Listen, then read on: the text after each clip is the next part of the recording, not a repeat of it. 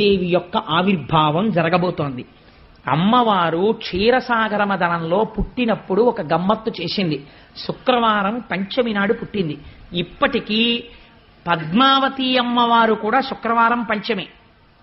అందుకే అమ్మవారికి ఈ మాసాలలోనే ఫిబ్రవరి మార్చిల్లోనే పాల్గొన మాసంలో ఒక గమ్మత్తు చేస్తారు. పద్మావతి తిరుచానూరులో ఏమిటో తెలుసా అండి, సుమంగళి పూజ అని ఒక పూజ ఉంది. పసుపు కుంకాలున్న ఆడవాళ్ళందరూ ఆ రోజున పసుపు తాళ్ళు, నల్ల పూసలు, గాజులు, పువ్వులు, పసుపు కుంకం పట్టుకెళ్ళి అమ్మవారికి ఇస్తారు.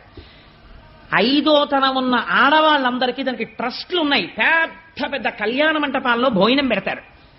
వాళ్ళందరితో కలిసి లక్ష్మీదేవి వచ్చి కూర్చుని భోజనం చేస్తుంది. ఇప్పటికీ ప్రతి ఏడాది ఇప్పటికీ మనకి తిరుచానూరులో జరుగుతుంటుంది ఉత్సవం.